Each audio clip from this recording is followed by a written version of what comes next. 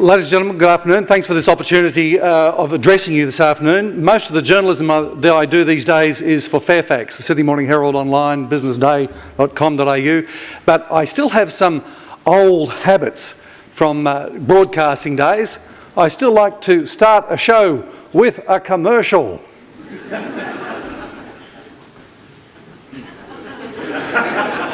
And just like broadcasting days, you can really rely on technology.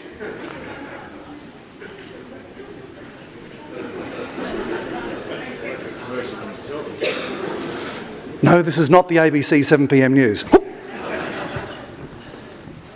Yeah.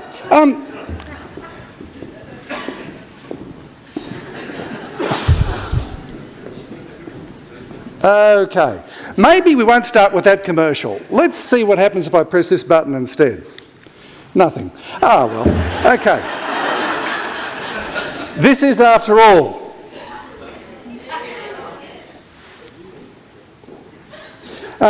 he's got a broken fibula. He's probably get out in the way. Daddy's so pleased to see you.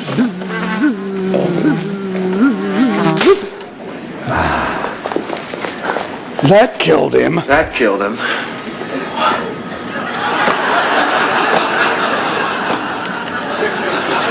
Dr. Palmer, Dr. Barbara Palmer, dial 452. That's the GFC.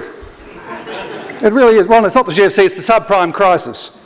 Ameriquest was one of the Turkey American mortgage brokers that didn't judge too quickly. That's the tagline for all their ads. Don't judge too quickly, we won't. And they didn't. People had no jobs, no income, no assets. They still gave them loans, ninja loans. And of course they did it in the billions and hundreds of billions of dollars. Until, of course, the whole thing eventually fell over. Not until after the ratings agencies and investment banks had sprinkled pixie dust over these dud loans and farmed them out around the world, so you have local councils and charities in Australia still suffering from that stupidity. And of course, when it hit the fan, when Lehman Brothers went under in September 2008, we got this close to something unimaginably bad, another depression. Global finance froze. No bank trusted any other bank. But we didn't have another Great Depression. Over the hill came the posse, the world central banks, governments with stimulus packages, and, well, the North Atlantic had the Great Recession. The global economy certainly had its worst year since the 1930s, but not us, not Australia. We had a very, very mild little slowdown. Yet, despite that, a lot of communities, a lot of individuals, a lot of companies, a lot of investors are still feeling a bit scarred. Still acting almost as if we did have a recession. Well, it's kind of understandable because you've been fed mainly a diet of unrelenting doom and gloom from my colleagues in the media and from the federal opposition, all made worse by most of the newspapers in the country being owned by Rupert Murdoch, who's been running a pretty unrelenting campaign against federal Labor, giving you the impression that really we're in a terrible state. Well, are we? We've just come through peak fibbing season. It's called a federal election. And in that federal election there were three particularly big lies told. What I want to do in the time available to me is deal with those three big lies because they all have impact on creating wealth in communities. And they certainly have impact on regional Australia. But I think you need to know where the wealth is coming from nationally before you can start thinking about how you're going to get it regionally. So I want to deal with them fairly quickly. The first big lie, of course. What were we told unrelentingly by half of politics and by a lot of media was the biggest economic threat facing Australia? The thing that was going to reduce your grandchildren to poverty and make us all die broke in the gutter. It was the big scary federal debt. Well, was it? See, I think it's a bit like two blokes in the pub passing the time. One says to the other, you know what I saw on TV last night? Lions have sex between 15 and 16 times a night. The other bloke says, oh bugger, I've just joined Rotary.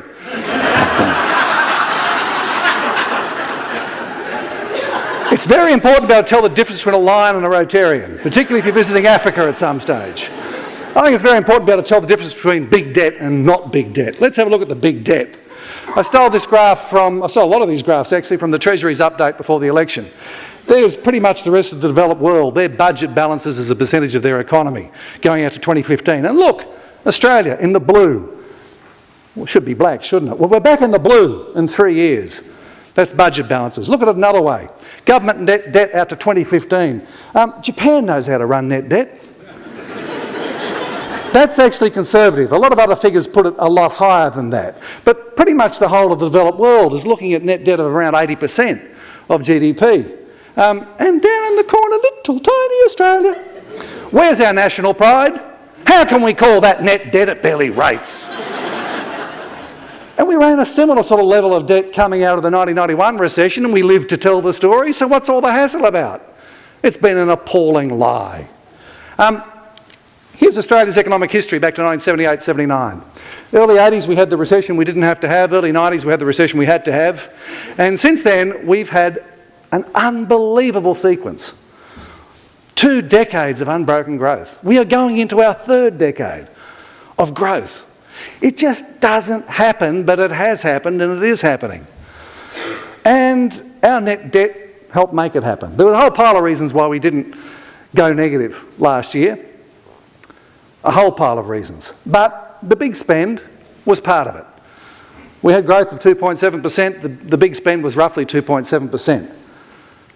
So, in my book, it was worth having.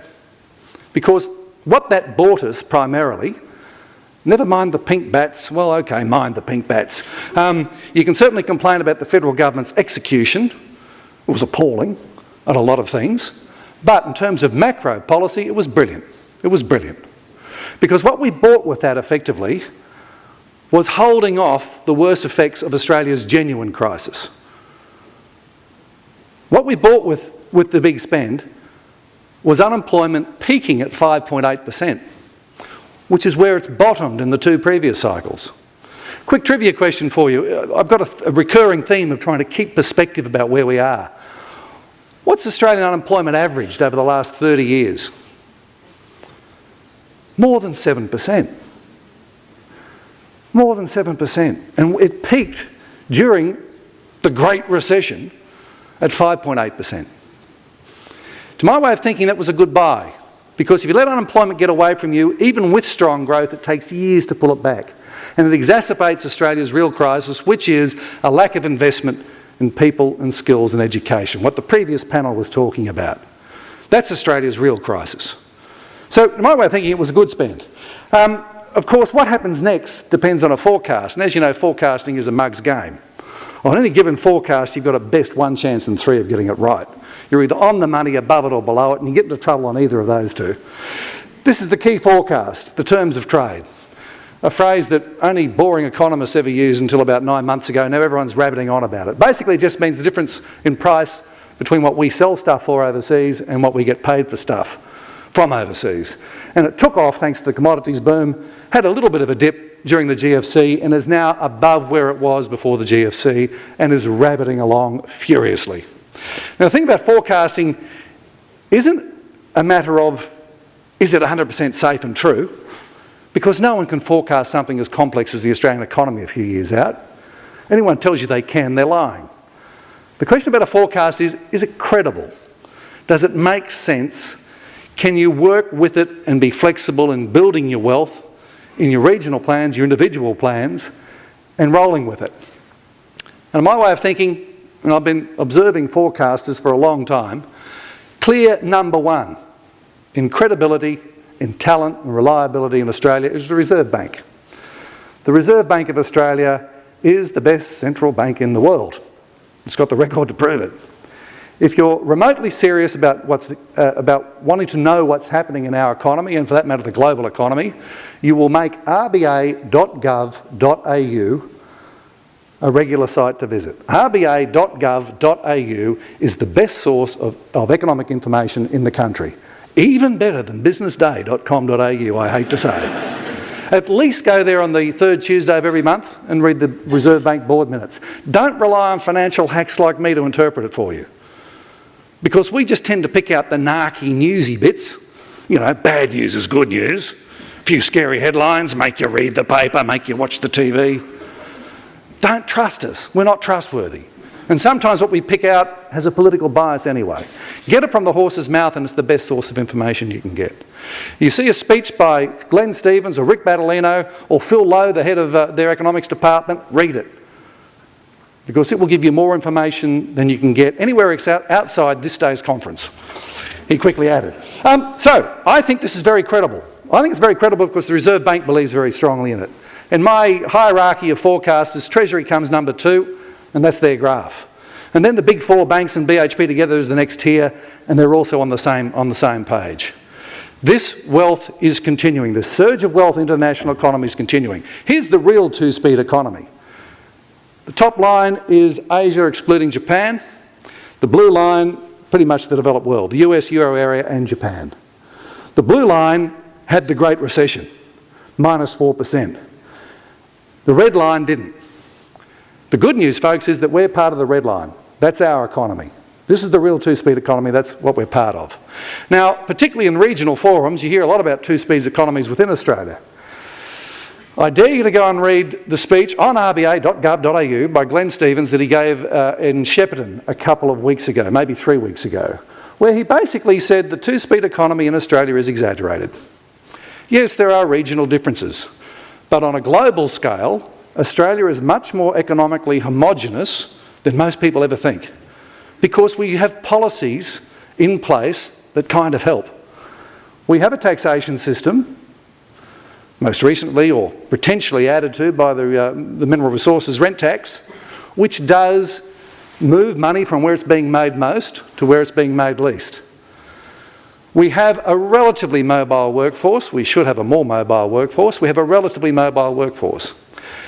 Compared to the two-speeds economies, or the multi-speed economy and the greater range of performance within the Euroland and within the United States, we're pretty good. Don't trust me, go to rba.gov.au, see what the governor said, see the speeches, see the proof. But of course, this all depends upon this. That's China. And no, I haven't put up the wrong graph, and it doesn't look like a map of China. But it's the value of our exports. I stole this graph from ABARES Outlook conference in March. It's out of date. It's out of date because it wasn't optimistic enough. We have surged ahead in our exports to China, and I'm using China as shorthand. It's not China, it's emerging nations.